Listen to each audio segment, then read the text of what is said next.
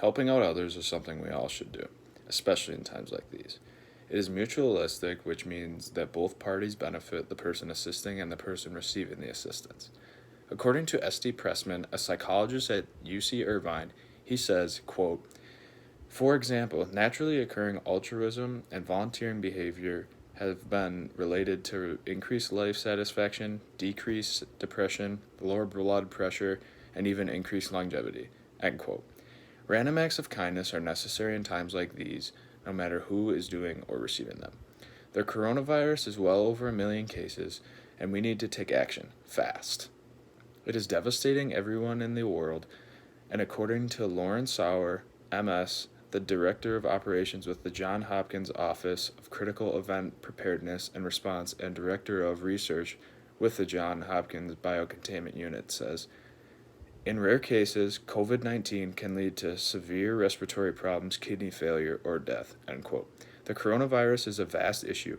We need to support families, workers, and everyone in between to combat this thing properly and quickly. Moving on, the Center for Disease Control and Prevention on the Coronavirus says, quote, "Coronaviruses are a large family of viruses that are common in people and many different species of animals, including camels, cattle, cats, and bats." End quote. There are several negatives with this pandemic, which is a worldwide spread of disease, being businesses shutting down, families not working, can't afford food, and minimal economic flow. Small businesses can be the heart of some communities, and most are not doing too well due to the coronavirus. Jobs are suffering, and no work leads to no money, which ultimately ends up with big issues. Next, most patients with the coronavirus end up recovering, but some are not so fortunate and require a ventilator, which is a tube that goes down the throat to give their lungs a break and provide oxygen. Many hospitals have a limited supply of this very vital equipment because it is very expensive.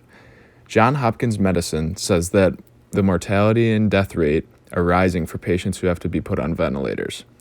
A nurse, Derek Smith, watched a patient die in front of him as he passed. The patient said, quote, "Who's going to pay for it?" End quote. This is so sad. Our society is concerned about the money and financial aspect when they're on their deathbed. We need to change society's view and be able to care about others and their families and safety of the people and not the money. In summation, it is essential we change society and the pressures it puts on its people. Patients are concerned about finances on their deathbed. That's outrageous. It is hard for everyone, but this is why we need to come together now more than ever. In some instances, doctors are even harming themselves because they feel helpless watching their patients die, even though there's nothing more they can do.